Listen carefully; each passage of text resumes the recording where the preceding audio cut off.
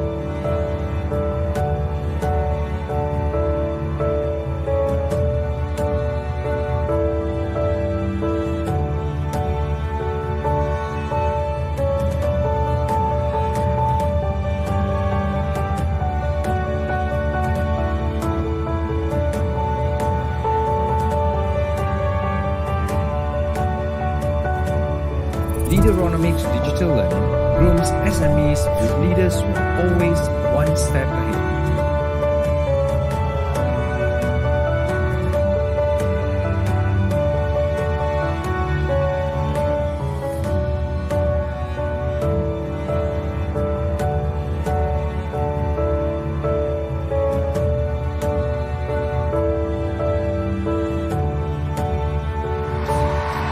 Welcome everyone to the Matt Youth Show.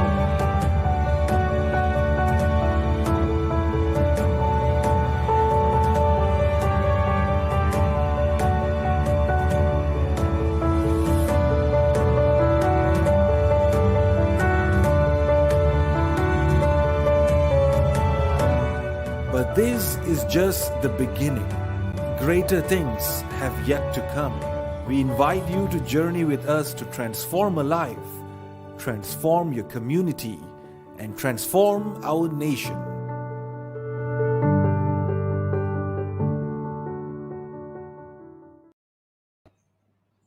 Welcome everyone. Welcome to this special feature on Leaderonomics. Every day for the next 2 weeks at least, 4 p.m. GMT plus 8 Kuala Lumpur time, 4 p.m. We will be here sharing about Leaderonomics, sharing about the insights that you can gather from Leaderonomics. And today, very happy and some exciting guests that we have. We have Siti Haja from Malakoff. So glad to be part of our leadership journey that came from the Leaderonomics team. Welcome to our show, City, and great to have you with us. And you've been a big part of us. And today we have a special guest with me, my co-founder, Ming is going to be joining us shortly, and we will be talking a little bit about some of the insights that we have learned and that we have kind of understood over the last 12 years, how we have grown and how we have changed. I'm going to start with one big insight before I invite Ming up here. And the biggest insight I have, I think, is that you don't know what you don't know. That's really, when I first started this journey, I always thought I knew a lot of the answers. But as you keep growing older and as you keep journeying in, I realized that the more I grow, the more older I become, the more answers I don't have, and the less I know. So that's one little insight. And you don't know what you don't know, exactly. And so I'm gonna invite Ming to join us. Ming, welcome to the show, and really glad to have you with us, Ming. So it's been 12 years, and I hear your daughter in the background. It's exciting times to be at home these days, right? So Ming, tell us very quickly your 12 years. If you would summarize it, what is this 12 years all about? How do you summarize 12 years in one? I don't know. 12 years. It's an ongoing journey. It's an adventure. I think we don't know what's coming next, but we can always think big and just be courageous to explore and try new things. I would say the 12 years is all about really trying a lot of stuff, having faith that things will work out as well. Learning from failures. Try fast, fail fast, and just move forward. Absolutely, and we see some. I think that's flowers that people are passing to you, Ming. So some supporters out there who are throwing flowers at you. But it's interesting. Right? So every day for the next week, we're going to talk a little bit about our journey, and the reason why we're doing this is we are a very important point of our history. So we have had 12 years. In 12 years, we've built a lot of infrastructure. We've built lots of ecosystems, whether it's in the community side or whether with companies, where we've helped organizations. So many. I remember our early days with Maxis and helping them build this very innovative program called the Talent Acceleration Program, and then Sime Darby also. And I just want to, it's from being a very innovative organization, we've continuously being able to change ourselves. Not just what we call externally, like as a branding, but also internally, right? We've come up with new sort of solutions, new sort of insights, not to help ourselves, but also to help the organizations that we serve. Ming, maybe very briefly, you can share a little bit about this very innovative thing called the Talent Acceleration Program in 2008, 2009 that we started pioneering, especially organizations such as Maxis and Sime Darby and a few others. Wow, TAP, right? We call it TAP for short, and then we had tappers who were program managers.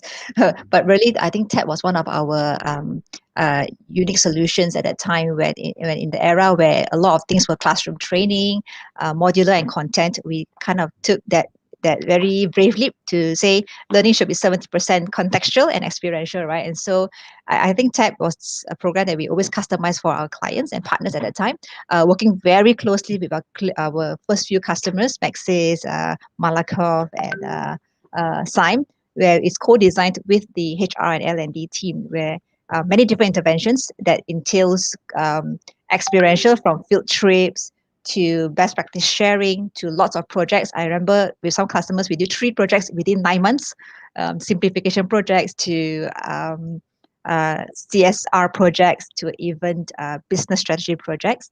Lots of networking, mentoring, everything majority external from the organization to actually let people see the best practices. It's really very fun also because we as the program managers journeyed with all the participants, seeing their growth from day one all the way to the end. And today, many of the early participants of our program are actually friends and also customers and also partners and also volunteers. So the whole ecosystem kind of takes place by itself. And I think those early days where we did TAP program, today it's still there. We still have the TAP program. It's constantly evolving with many different elements, including going virtual, even bring global speakers, global field trips, virtual field trips all across the world. Instead of having to go this time, we kind of bring it back home through different channels and platforms now. So Yeah, really yeah. proud of that today. And TAP is one of the most exciting, I think, is to have a TAP program that we managed to take people to China to visit Alibaba and many of the organizations. I think we both have Yeah. had our own where we went to Silicon Valley, right? Hui Mei and I, we took that journey to Silicon Valley to visit Google and Facebook and LinkedIn and all these organizations. That was our TAP program. That video was in 2012, right? When we first showed that video to people about crocodiles and sharks and how we said that the way to accelerate a person is like you see a person, want them to swim, throw them in shark infested waters and they will learn to swim really fast, right? And I see a lot of people have joined us. There's a LinkedIn user that says, great to see both of us. Thank you. Great to see so many of you.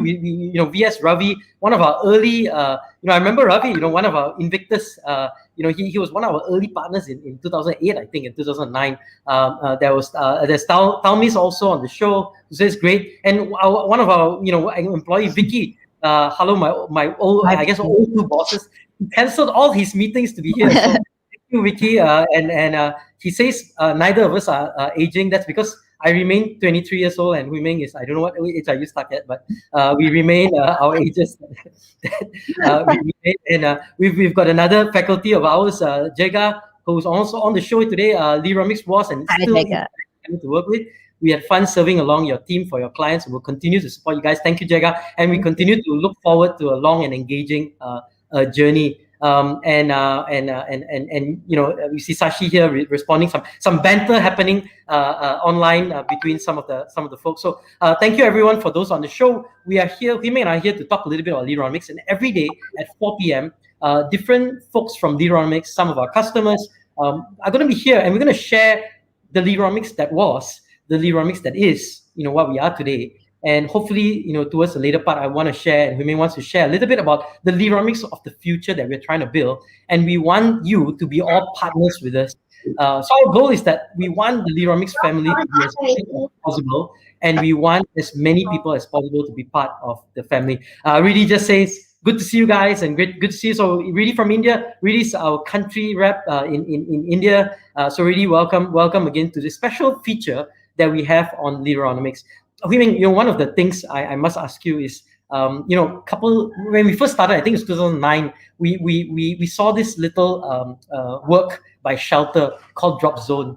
And, when we met Kat Lim, who was running the show at that point in time, and we said, look, this, and when Kat Lim told us that Drop Zone potentially may be closed down, we made a very interesting decision that we would acquire Drop Zone. And we did, so really it was one of our first acquisitions where we actually paid money to acquire it, to keep it alive. You want to share very briefly a little bit about Drop Zone, Hui Ming? Wow, that's something that's really long time ago. I mean, I remember Drop Zone. It was one of the most fun hangout place that we always go and lepak with all the young people in PJ Old Town. So at that time, I think Drop Zone was serving kind of the young people in PJ Old Town, that area, where the whole idea was to take young people, young youths off the streets, to make sure, because when you take them off the streets, we also prevent them from going into vice and things like that, and to provide a safe place for them to come to learn new skills, to get to know people, to actually encourage them, these young people, to actually find a purpose in their life, and of course to lead small projects within Drop Zone itself, so that they also start to discover that they can lead no matter what circumstance they come from. And yes, I think Drop Zone was a place where we really managed to engage many youths, and some of these youths have today, they are already all grown up already, no longer youths, they are actually working adults already. Many have actually come back to intern with us. Lives transformed, and also I think some of them are also helping out with our club initiatives. So yes, early days we kind of acquired the whole place, ready for a couple of years, and I think there was a huge impact of work there that we did. Very proud of it. Yeah. In fact, one Drop Zoner is here. I visited Drop Zone after school and never wanted to go home after that. In 2007, but Drop Zone was something that we acquired. And it's something that we worked on. So very quickly, let's watch a little bit about Drop Zone. Drop Zone is our youth development center, which provides youths between the ages of 13 and 20 with an alternative hangout place after school hours. Nurturing greatness involves being planted in the right surroundings with great people to connect with. And so, Drop Zone's mission is to provide an environment that 1. Inspires youth towards leadership growth and excellence, 2. Builds good relationships, and finally, encourages learning and exploration of interests and talents. We offer self-development opportunities to drop zoners in the form of leadership resources, activities, field trips, and meaningful conversations. Find us at PJ Old Town opposite the bus station or online at www.facebook.com/dropzoneyouth.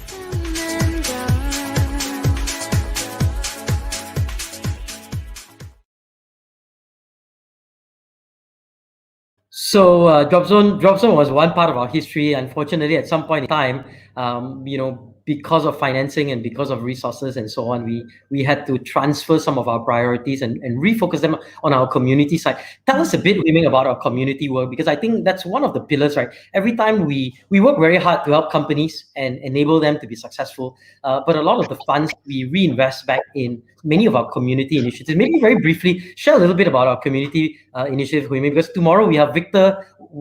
Victor Wong and Connie who run our community work. They're going to be on our show for tomorrow's episode to share a lot more detail about the community work. But maybe very briefly share a little bit about what we do in our community side.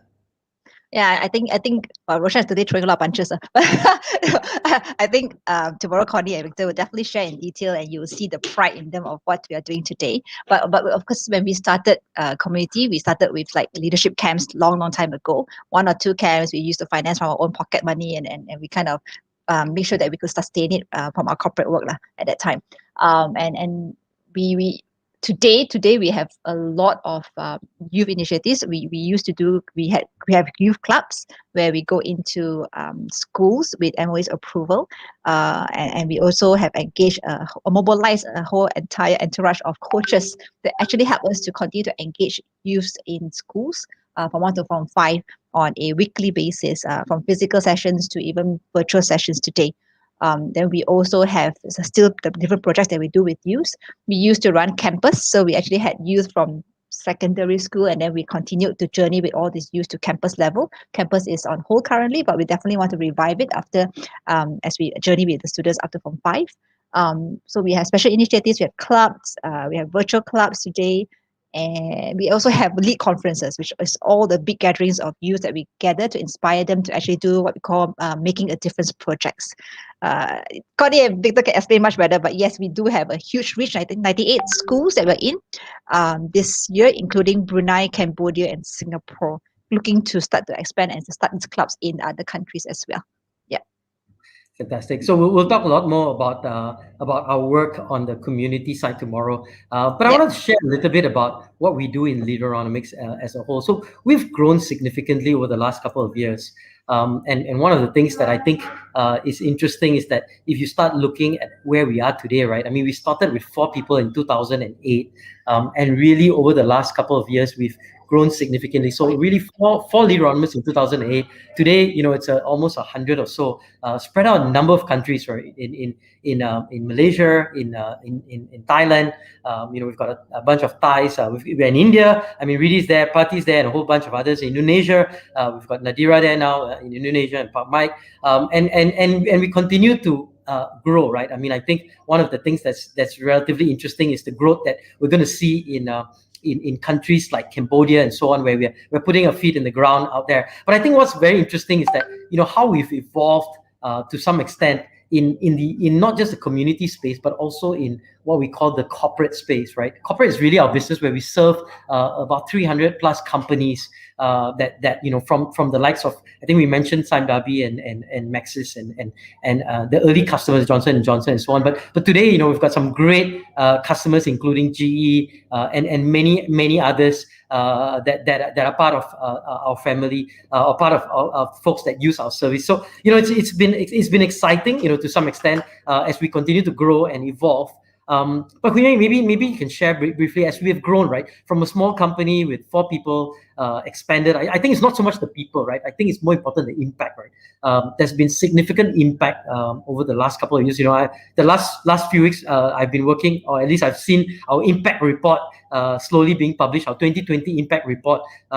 and if anybody of you wants a copy of the impact report, feel free to just email me, and my email will be, I will share my email in a bit, but you can just email me. Yeah, that's my email at the bottom. Just email me and I'll share a copy of the impact report. I'll be happy to share a copy of the impact report. But and we have Deepa George on the show. You guys are such inspiring, genuine leaders, even amidst your high growth, authentic, humble yet confident, and so able. I don't know. I feel like crying. Thank you, Deepa.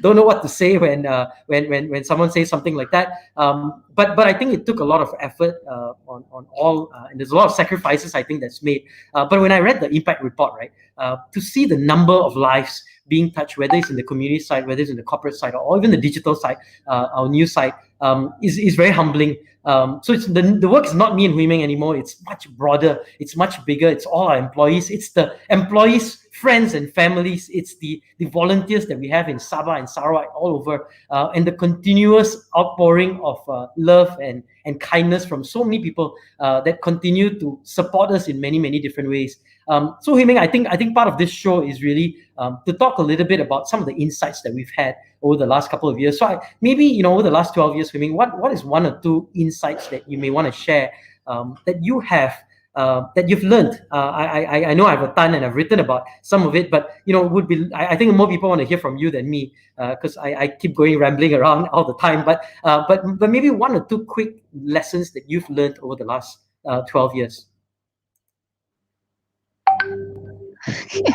And Roshan, I'm horrible at impromptu, right? So why don't you take the question first? Why don't you answer first this question? Okay, I'll tell you what. Let me answer first. I think I've got a couple that sometimes I even write this down. I think one of my biggest insights is you have to be patient, but also impatient. And this I always talk in my early days. I remember talking about extreme leadership, right? That leadership is multifaceted. There's a need to talk, there's a need to listen, there's a need to, and it's never 100% talk or 100%. It's always knowing when is the right time. But I've learned one of the important lessons I've learned is that you have to be patient, but also impatient. So sometimes it's like when you set up the digital arm. For me, it's like, okay, I have to be patient and wait for us to get traction, but you also have to be impatient to get things to be action biased. And I think that balance for me, was a big learning on how to be patient, knowing that everything takes time. Rome was not built in a day, and Leaderonomics Digital is not going to be built in a day, or anything that we do. But at the same time, to have the impatience to be action bias, to always want to see some actions and ideas take not just have ideas, but also take root, deploy it, and effectively come up with results. So yeah, I think that's one big lesson. I think one other lesson I have is that never, this whole thing about failure. I think we always talk about never fear failure, but I think the part that is very interesting for me is it's the way we lose faith. The failure is the surest way to lose your faith. If you read Dan Brown, this book Origin, right? He talks about an AI program that explains his human companions that computers have one advantage over humans: they never lose heart, right? So they will just go at a problem over and over. And I think that's the problem that many of us have. And for me, it's about that, because I think the moment we lose our faith, we've lost everything. I think Thomas Edison, right? Many of us quit when success is just starting to appear around the corner. And to me, I think that was a big lesson. Like, never lose heart, right? You can fail, you can keep falling, but I think that you need to never lose heart. That at the end of the day, there is that light at the end of the tunnel, and you will get to that light at the end of the tunnel, and you will see that pot of gold, rainbow, or whatever that's the end of that rainbow, right? I think that to me were two very big lessons that I keep close to my heart, like, at least. Yourself, Hui Ming? So I think for me, the 12 years or so, I guess the keyword that sticks with me today, which I think our people also appreciate, is authenticness in dealing with people. I really think that our early days and until today, a lot of our achievements has been achieved because of authentic relationships with people, and I mean it with our clients. I really mean it with our own staff and our family, even the alumni. It's really, at the end of the day, it's knowing what we are trying to achieve, but being also very honest about it, and and working very authentically with clients. I remember early days when we can't do something, we'll be very honest and we will tell them. And if we make a mistake, we will apologize. If we are doing badly, we also let ourselves be held accountable by our people. And we always appreciate that tough feedback that we get, and also the courage then to take difficult actions as well, but still being true and being able to say that we do everything with our conscience clear. And that authenticity helps us in the decisions that we make, knowing that we're true to the cause and the mission that we're trying to achieve, and drives the decisions that we make also. So the one keyword that I think I strive every day to do in the last 12 years is to be authentic. And I think that really helps in all the relationships that we built, that's put us through today. Yeah. Yeah, that's very, very, very well said, I think, Ming. We've got a couple of ex-employees. This one, thank you for your unwavering commitment and 101% dedication all these years towards the cause that you believe in. Keep the faith. And I think if you don't keep the faith, then everything, will crumble very, very fast. So thank you, Leiswan, and thank you for continuing to be there. Leiswan's back with us as our Nicole content person. So she's curating our content in Nicole, our latest up and coming learning experience platform that we just have up and running. So Leiswan's back, and one of the things I think is very interesting is that we have employees that may sometimes leave, but they always come back. They always find their way home, right? With Audrey, who's come and found her way home. With our HR person now, Svetling, has found her way home, and it's always great. Like when different seasons people come in, but they always, we always have this saying in Leaderonomics: once a Leaderoma, always a Leaderoma, right? And we kind of enjoy seeing different people go and come and grow. I mean, many of them have grown. I think we see PwC head of HR Vinesh is ex-Leaderoma, has grown into a very senior role. We see that with a number of folks at PwC, I think, are all ex-Leaderonomers, and so on and so forth. Vicky, another ex-Leaderoma, I will never forget that you both took risk by hiring me without any digital experience or background and became my inspiration now. Okay, your spelling must improve, Vicky. Inspirational mentors for a lifetime. So we'll forgive that, Vicky. But we'll get the English spell checker for you. Get our producer to send a spell checker to you. But Vicky, thanks for your comments, and appreciate that. I want to share very briefly the journey, because I think we've talked a lot about our journey in the past. But I think what's very exciting for me, at least, is the journey for the future. I just sharing a little bit of the slide that we have. It took us quite a bit of time, a couple of years, to really figure out who we are as a company, a social enterprise, what we do, what our products, what our services, our product market fit. But at some point in time, we said, look, we think this is not just a story for Malaysia.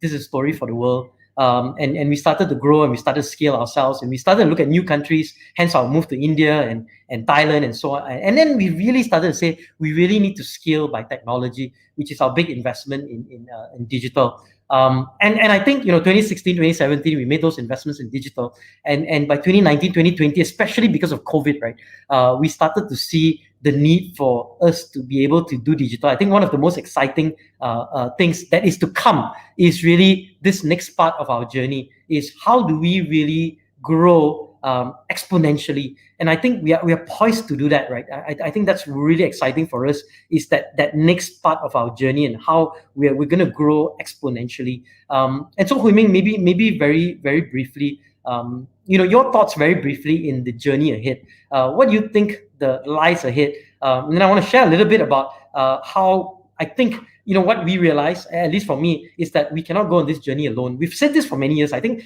in our original mantra, right, when we first came out in 2007 with Alvin Ang and a few others, we said that this journey, we cannot go alone. We have to partner. And so I think part of what we're going to do this series over the next couple of days is for us to ask each and every one of you to come in as partners with us, to journey with us on this journey, as we take Leaderonomics to the next level of growth.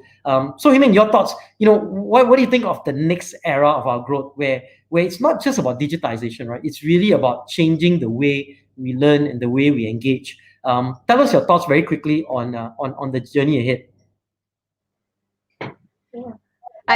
I think we've spoken about this a couple of times, and today when we look back, or more like today when we put the whole Leaderonomics group kind of overview in perspective, I mean, I see a very strong ecosystem that a very strong ecosystem that actually supports and enables learning, growth, leadership, development from the three arms of digital, corporate, and community.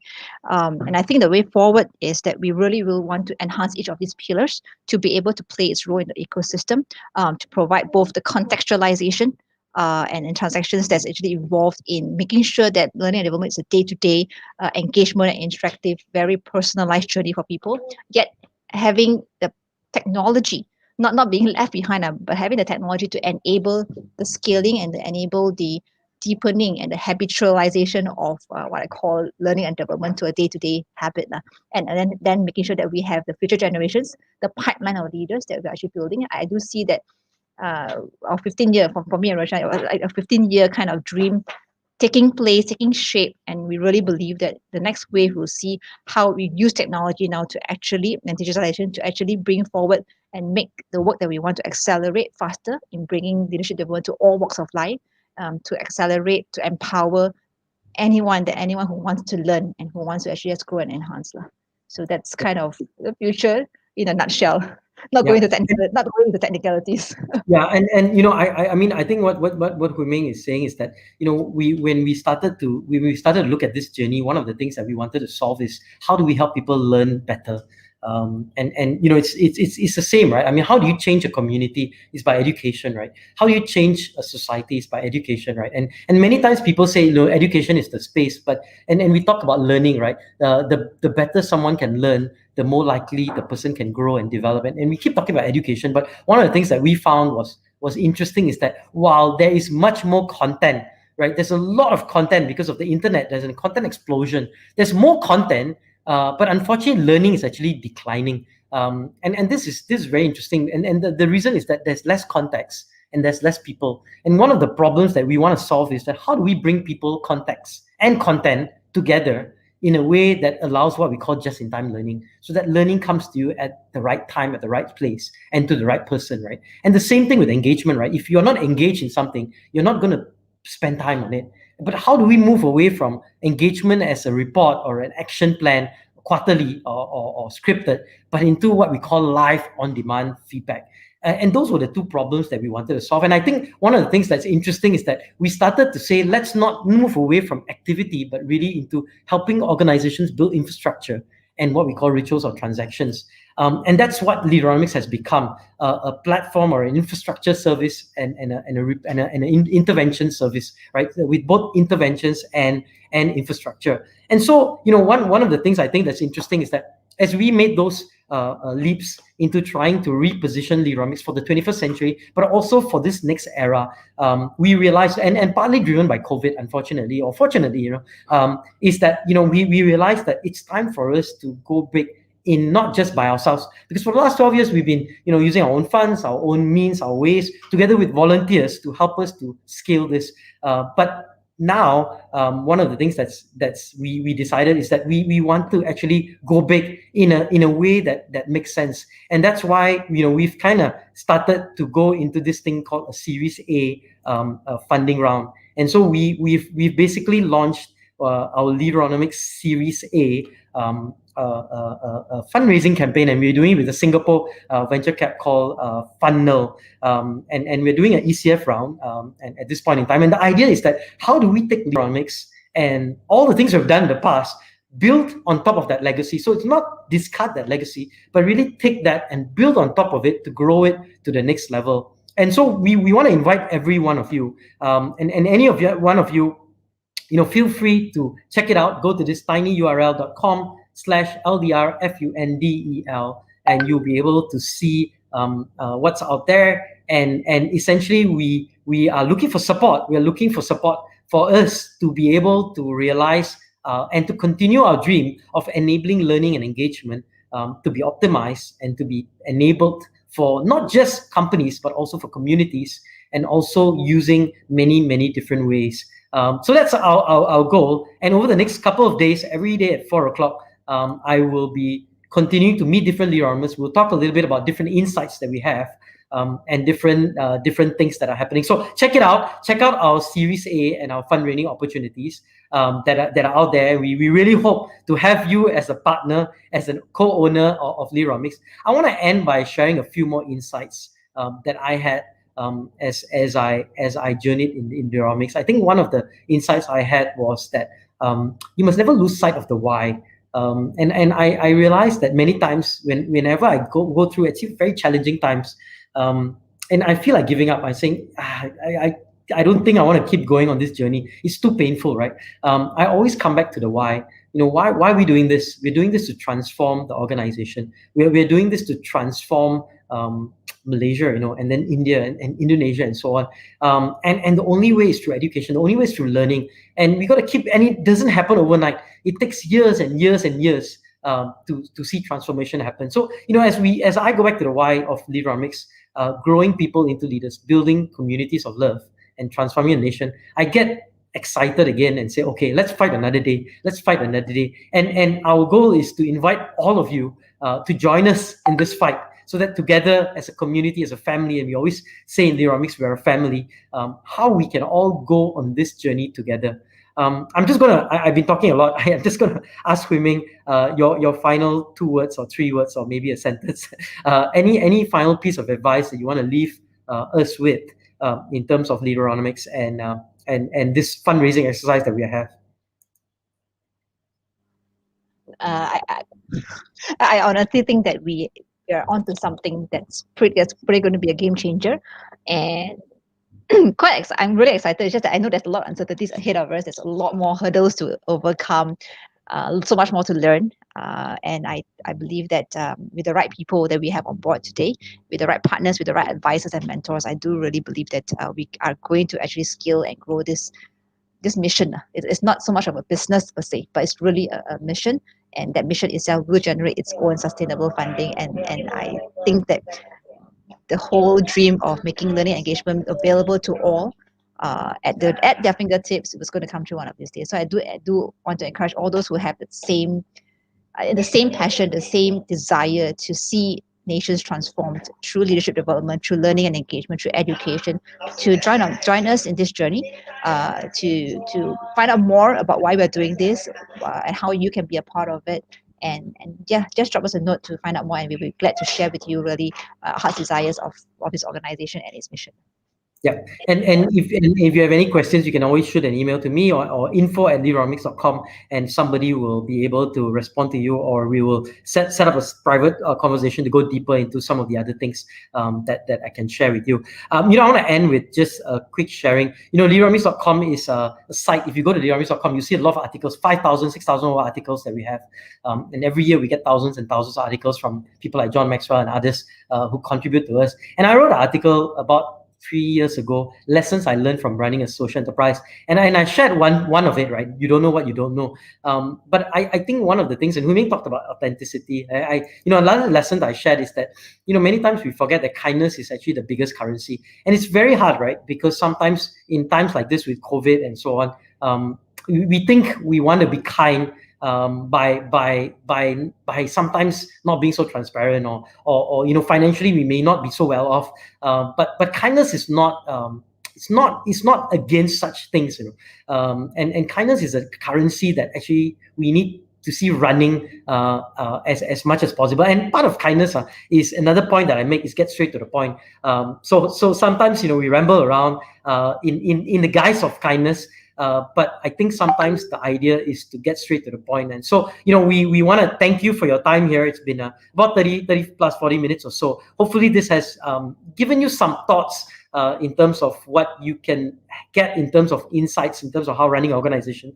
But more importantly, one thing I mentioned before, be patient with your vision. But execute quickly on the process. You must have patience, but you must also be impatient. I think I shared a bit about that in a bit. But hopefully these will be good lessons for you. But more importantly, if there is anything I can leave you with, is that if you would like to be partners with us, if you'd like to be part of our journey, if you'd like to be part of the dream and dream together with us, funnel our investments actually in Leaderonomics, or donate, or what we call support for Leaderonomics. And the funnel website will give you more details, and it starts at about 2,500 ringgit and above. So if you have the capacity to be able to support us, please go there, and we really look forward to your support. So thank you again, and appreciate your time. We're going to end with a short little video from one of our partners. Pizza Eats is a good partner of ours, and they want to share a little bit on why they partner with Leaderonomics and why they have been so supportive of Leaderonomics over the last number of years. So here's Kim, CEO of Pizza Eats, and goodbye to everyone. We'll see you tomorrow at 4 p.m. here at these special feature sessions on Leaderonomics. Goodbye, and over to you, Kim.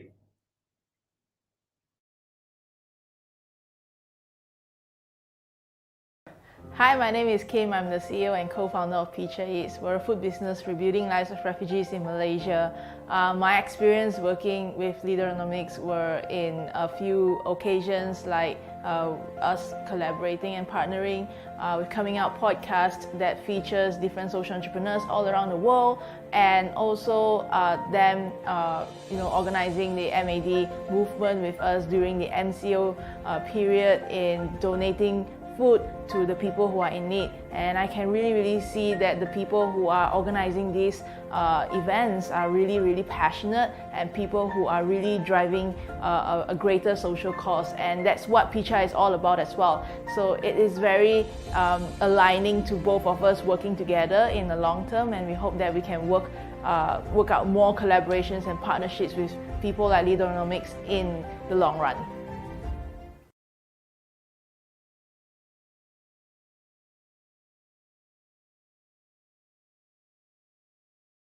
See you back tomorrow at 4 p.m. for the next part of Leaderonomics, the special feature. Goodbye, everyone, and thanks for being around, and thanks for watching this show.